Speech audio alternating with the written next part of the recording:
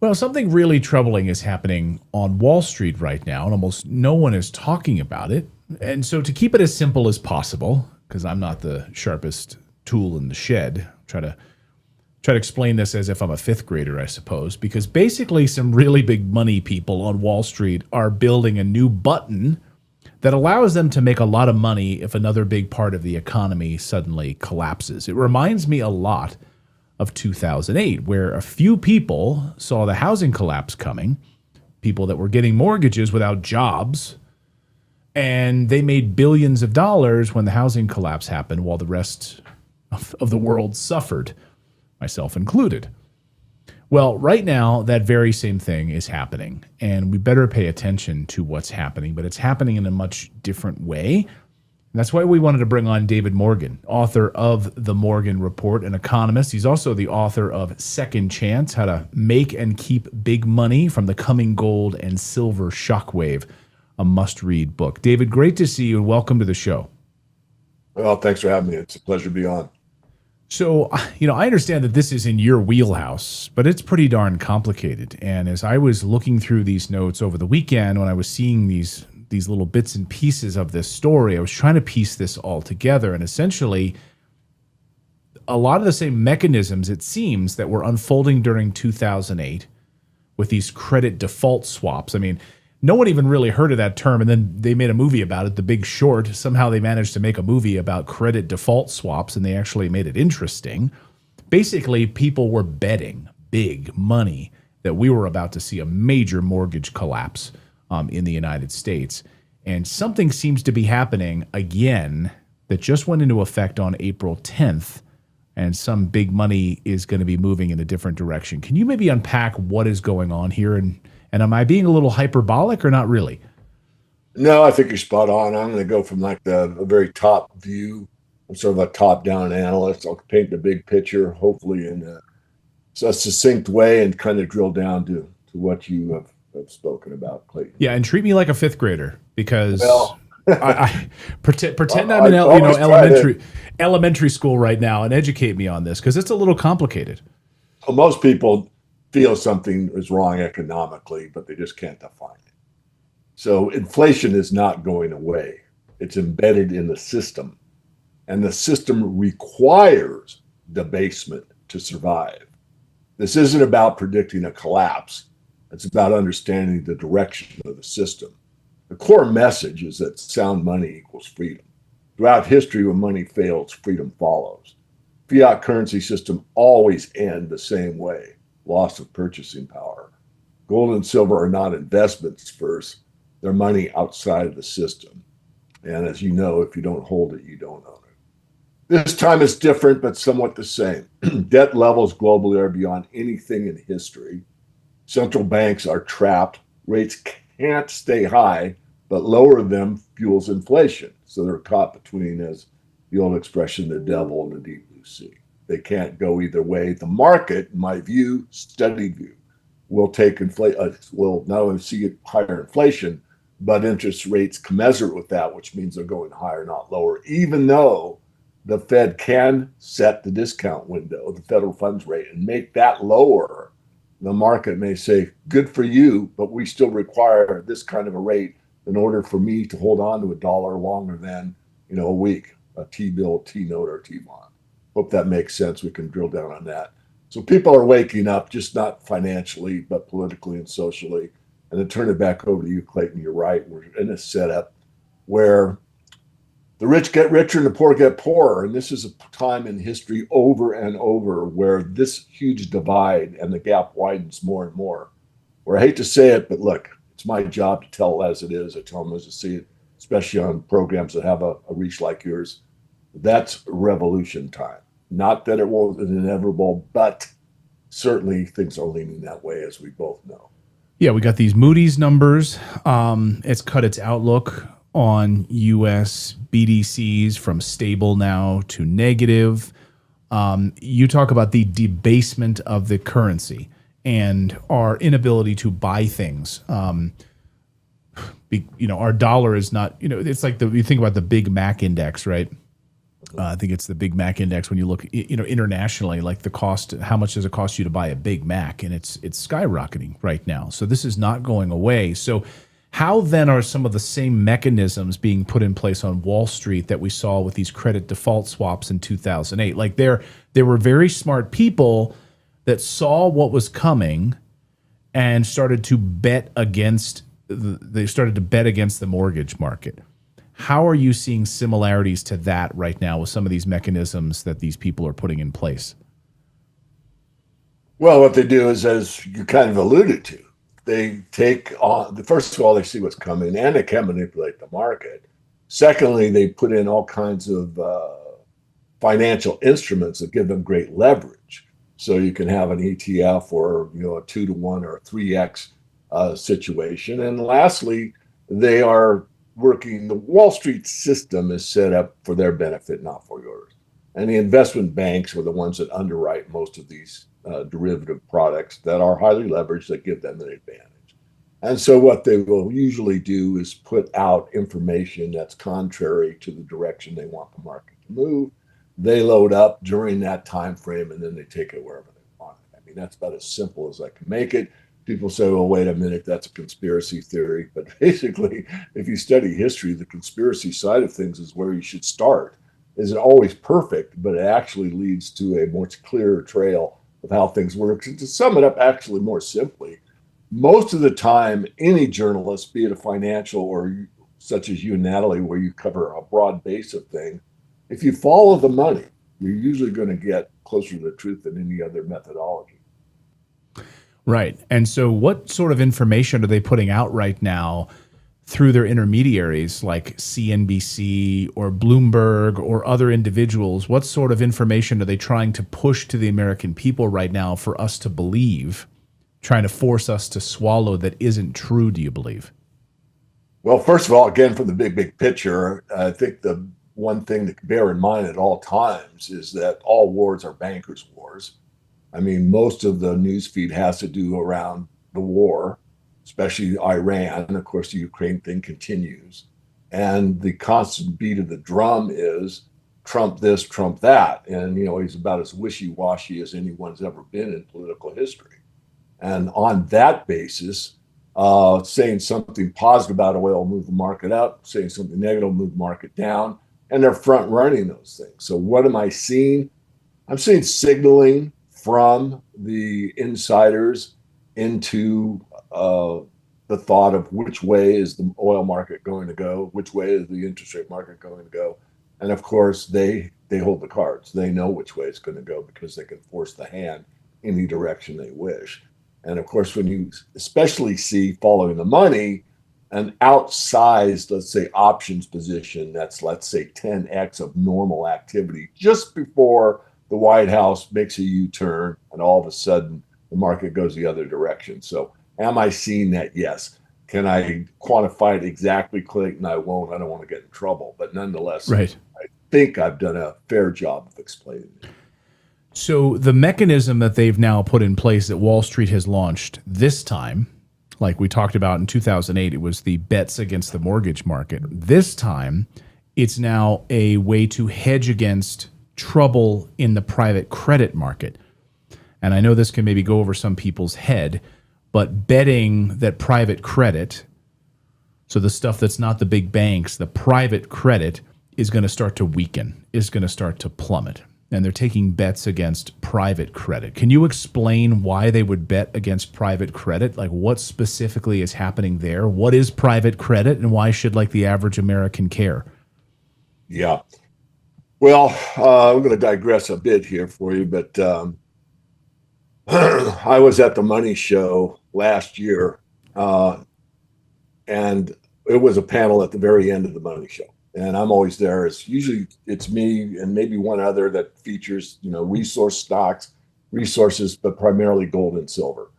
And the panel was like the big picture, which you're talking about. And the guy to the right of me, and I give him credit, I can't remember his name, forgive me, but all he talked about was private credit and how what a big problem it was. But in private credit is loans made outside of the traditional banking system.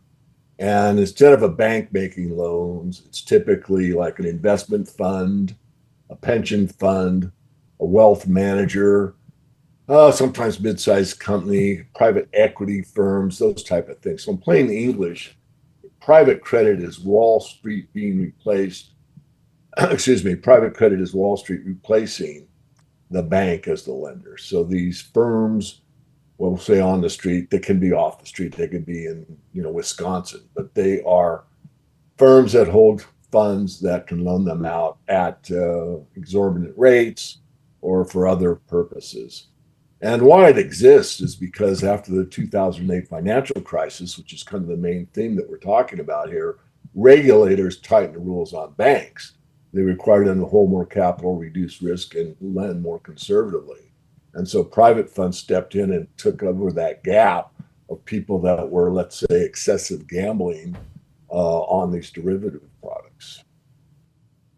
So they stepped in and filled that gap for whether it's big real estate projects or otherwise, where the banks were now really kind of handicapped because of the regulations from 2008. So that sounded like a great thing, right? Capitalism. We could continue on. People could continue to build, continue to loan money. Money could continue to move. But now it seems like they're very concerned that that money is going to stop moving. Why would that money stop moving in private equity? And what does that mean for the average American? I'm going to get to private equity, but first I want to make this statement. There's nothing really wrong with taking a loan if it's for productive purposes. So in other words, if you borrow $1 and in your business you put that dollar to use and you produce, let's say, $1.20 out of that loan, then obviously that's a productive use of capital. Unfortunately, at the end of the great inflations, which we're now experiencing, what the federal government does is they borrow like $2 and they get like $1 worth of productivity out of it. In other words, the faster they're running, the further they're getting behind. That's true at the federal level. Now, I know you addressed private credit. What's happening in private credit is that reality is shining through. And the sunshine is shining on the fact that a lot of these loans were based on, one, people that were undercapitalized and couldn't pay it back. Two, projects that weren't worth doing in any way, shape, or form from the very beginning, i.e. the credit default swaps, which are bets upon bets that were in a mortgage situation with people that couldn't repay the loan. Similar situations here. So they're looking for higher yields, more return. And what has happened for a long time is that the banks, or let's say the private credit facilities, have said, oh, well, you can't pay me, Clayton. Well, don't worry about it. What I'm going to do is give you an interest-only loan you more money so that you can actually pay me the interest back that you owe me, but I've provided the money. How sick is that? But that's the system that we see at the very end. And is it all cases, David Morgan? No, it is not, but that has taken place. So in other words, it sounds very similar to 2008 in a lot of ways. Now, I guess it leads to me to the inevitable question, David, which is, then we were talking specifically about the housing crisis. A lot of people that didn't have jobs were able to get mortgages and the entire housing market collapsed. What types of projects have these people been getting money from private credit in order to build? In other words, as you pointed out, these were sort of based on sort of faulty promises, I guess. Is it commercial real estate? Is there one particular sector, or is it completely diverse and we don't have to worry about it? Well, it goes basically on the hierarchy of investments across the board. So what's the number one investment worldwide that's been fungible? Well, not fungible, but been one of the best ever. And that's, of course, land. So real estate, improved or otherwise, that would be primary. But there's many others, like let's say a bridge loan for taking over a business. So let's say you're doing a merger, that type of thing. I mean, almost anything you could think of in the financial sector can be covered by private equity. But you also could take the big picture. Where is the main amount of investments done? And that's primarily in real estate, although there's all kinds of things done.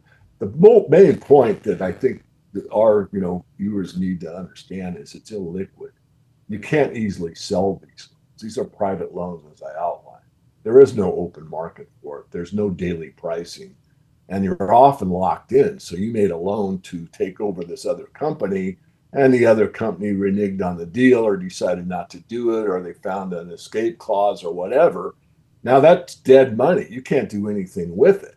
And the market's Wow. masked. I mean, these loans are not traded. The prices are not visible. And if they fall, they're not necessarily reported because it's private. So perhaps you put in a $10 bill as an example, and it's really worth five. It might carry on the books at 10, and they're not required to say anything other than, well, you put in 10, it's still at 10. When the real value, if you had to liquidate, is half that price. That's fascinating. So these are not public banks. This is all private money that a lot of it is going to collapse, and they're not going to be able to gather up and have these loans wiped off the books. So the federal government, normally when you have one of these big banks having a problem, the Fed comes in and saves them. Do you think there's any backstop from the Fed or from the U.S. Treasury that they're going to come in and try to bail out all these private equity firms? Yeah, well, let me compliment you. I think that's the best question you've asked, and you've asked a lot of good ones, in my opinion. Possibly, doubtful. These are private firms. Now, there's the who's in the zoo, my favorite expression. I mean, if they're buddy buddy with certain investment bank is very, very tight with the Fed, one of their brethren is working at the Fed or close to it, you could see that happen. I mean, we saw it happen in 2008. We saw what happened to Lehman Brothers and Bear Stearns. I mean, Bear was taken out, no doubt about it. Lehman was there as well. So it's kind of a who you know, not what you know situation. So I can't look you in the eye and say they will bail them all out or none will be bailed out. I think it'll be, again, favoritism, non-capitalism, not equal rights for all. Basically, if you know the right person, you might get subsidized for your failure, which of course is anti-capitalism. Remember, the right to fail and the right to succeed are the same thing in capitalism. In a true Right. free market, if you do something well that provides a use to you in society, you benefit monetarily and otherwise. If you make a product that you think is the greatest thing since the Ripple and the bobby pin and it doesn't hit the market and you lose money, then you should lose money and move on. Yeah. So I guess I'll get you out of here on this, David. How bad do you think this is going to be? And I'll circle back to like my average American question. The mom and dad that are taking care of their kids, send them to school. They work two jobs. They each have a job, just trying to put food on the table. Is this story going to impact them in any kind of appreciable way? Yeah. When interest rates go higher, as I said earlier, and I believe they will, that will definitely put a lot of problems to the private equity sector, private funding. Uh, there will be less and less liquidity, which means defaults will continue and they'll go higher and higher. So the financials starting to see the cracks in this private system.